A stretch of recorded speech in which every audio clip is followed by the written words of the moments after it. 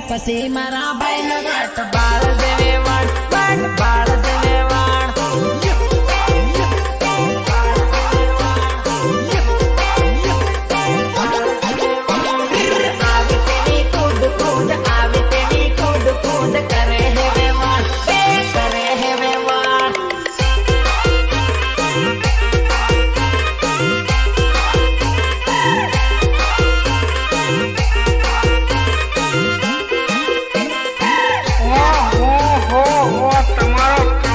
લટકો તમે તો લાગો છો ફટકો